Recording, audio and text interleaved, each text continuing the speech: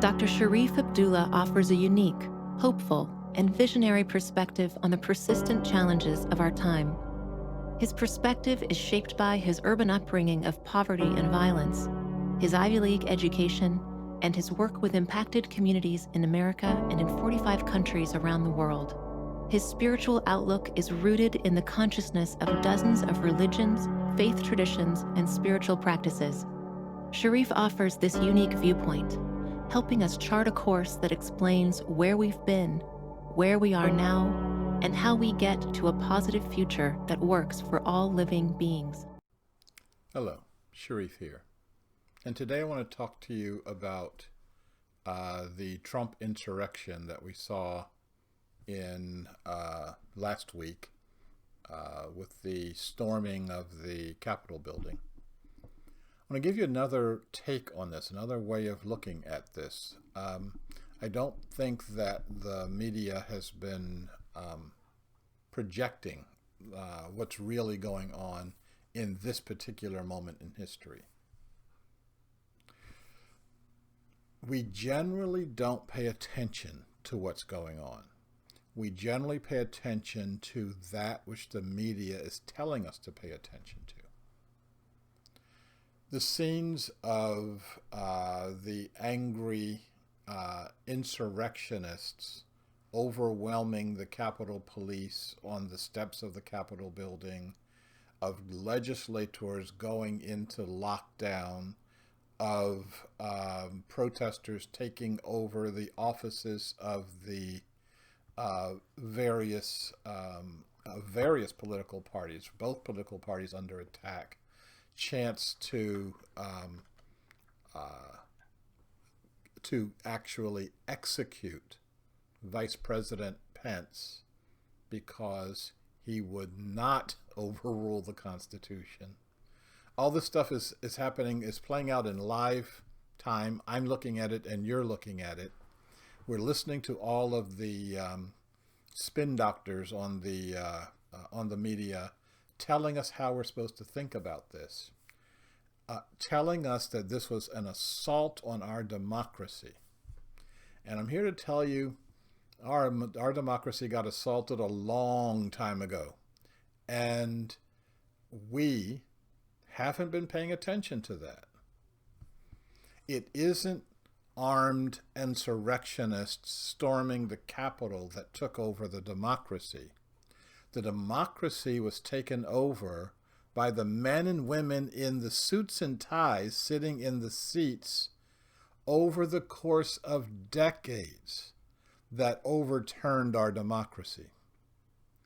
In fact, we may never have had a democracy. When you start looking at who the government works for, we know, and this is, people on the left and right both know this, it works for the rich. It works for the corporations. It works for the lobbyists. It's about and by and for money.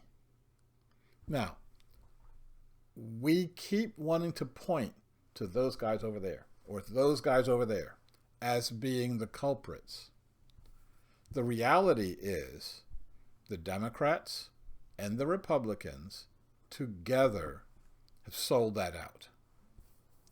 Sold it out and structured it so far into the bedrock of the society we live in, I don't believe that it can be extricated. We may never, ever have lived in a democracy. If you look at democracy as meaning a government of the people, by the people, for the people, when you look at the first words of the Constitution, we, the people, well, we did away with that a long time ago.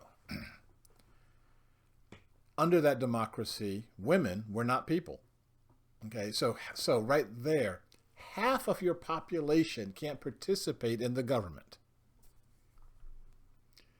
If we look clearly, ethnic people, African Americans, and all other ethnic Americans couldn't participate in the government.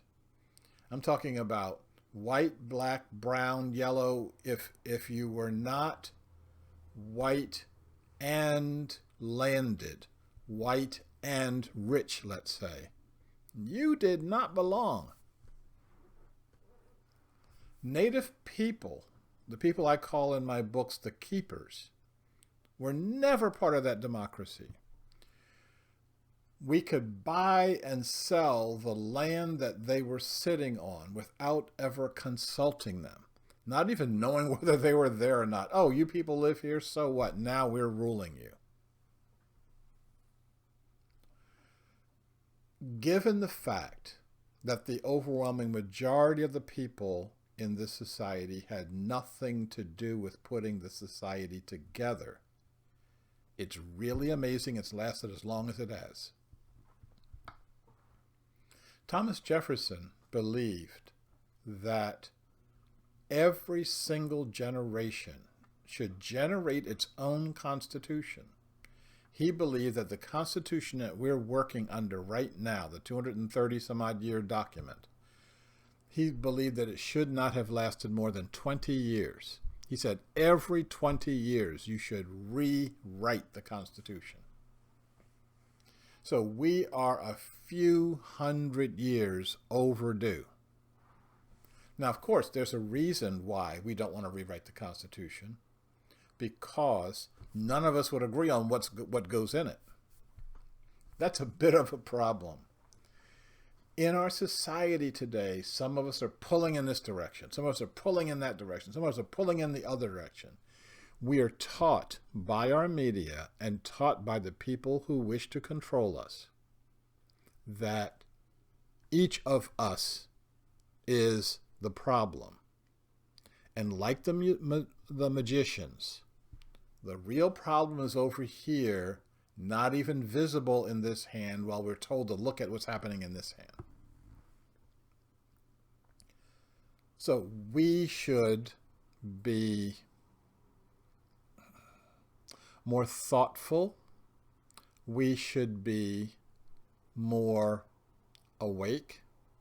And we should stop repeating the problems that the media wants to give us to distract us. I say this over and over again, and at some point in time, we're going to start doing this.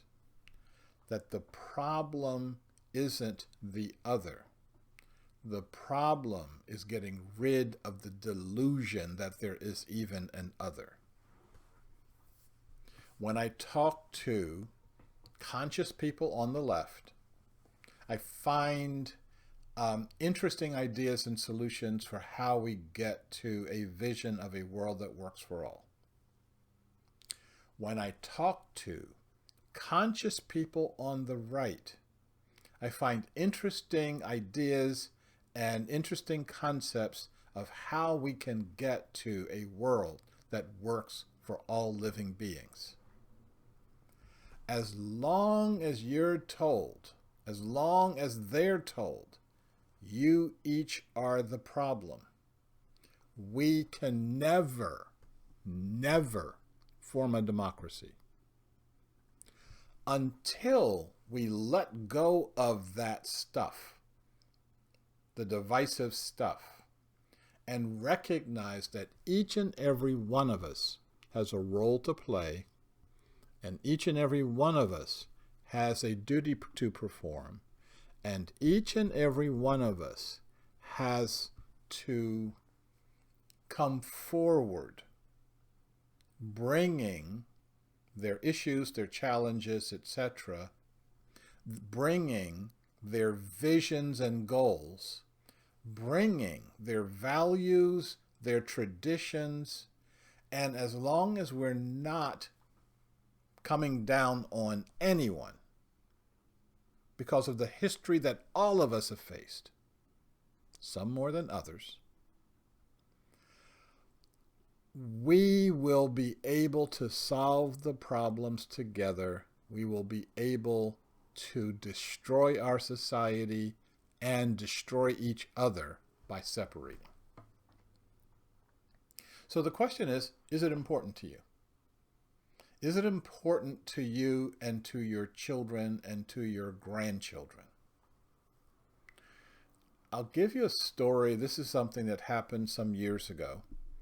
I was doing a project called the Three Valleys Project, and this was bringing Anglos and Latinos together in the small agricultural valleys that surround Portland, Oregon. And there was a leader in one of the valleys, former mayor, let's say classic good old boy. He when I said I wanted to meet with him, he wanted to meet with me at the pie shop, and I think I was in this small town, maybe the first or only black person that walked in the front door of the pie shop.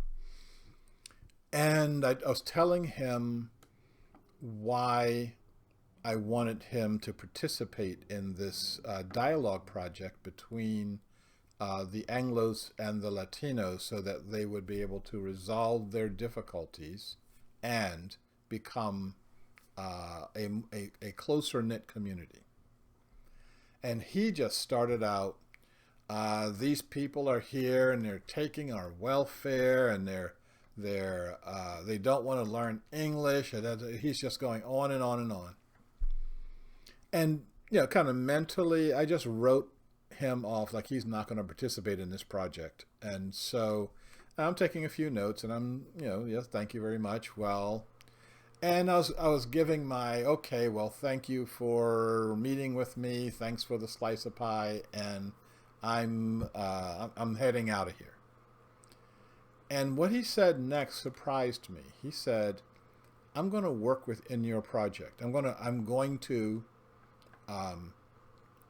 come, I'm going to participate, and I'm going to see if we can make this work. Because he said, regardless of my feelings, regardless of my beliefs, they're here, they're part of my community, and we have to come together. If we don't come together, the consequences are dire. I agreed to have him there, and he was a very honest. He was always honest. He never said, "Oh, I love you people so much," but he always was there, and his question was always, "What is good for all of us in this community together?" And I believe over the course of our 3 years, he began to see himself and began to see his community in a clearer and a more inclusive way. Now, all of us can do that. All of us have to do that.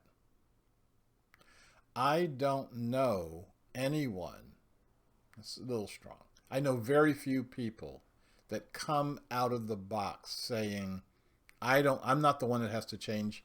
I'm here to help those people over there change. I know that we have these philosophies where we blame a group or a gender for the problems of our society. You're wrong. The problem lies in being able to separate from the other to the point that you think they're the problem and you don't think that you are. When everybody's sitting in these Commonway gatherings, when that former mayor is sitting there with the Mexican worker that's sitting maybe sometimes right beside him, when we can dissolve the language barriers, which we did in these meetings, we can hear each other in a different way. When we're not using coded language, coding in our language, we can stop separating from each other by our language itself. Now, one of the ways we do that is when it's my meeting, we're not talking in coded language. We're not using the coded language that's comfortable with for the liberals and the progressives, and we're not using the coded language that's comfortable for the conservatives or for the Republicans. We're speaking another language, a language of inclusivity and mutuality, so that when we say we, I'm not talking about my ethnic group. When we say we, I'm not just talking about my ethnic group. When we say we, I'm not just talking about my gender. When we say we mean all of us. When we get to that point, we can start fulfilling the idea and the vision that's enshrined in the first 3 words of our Constitution that says, we the people. And until we do that, we might as well take that piece of paper and throw it away, because it looks like everybody's in the process of doing that right now. I think that we can form a whole new Constitution, one that meets the realities of the 21st century, not the 17th and 18th centuries. On that journey, the journey to a whole new way that we can work together, I wish us all well. So thank you. You are invited to participate in the discussions and activities that will define a positive future for all. We are at the cusp of the expansion of our human consciousness, beyond the limitations of our past. Together, we can envision a world that embraces our human potential. Together, we can create a world that can truly work for all living beings.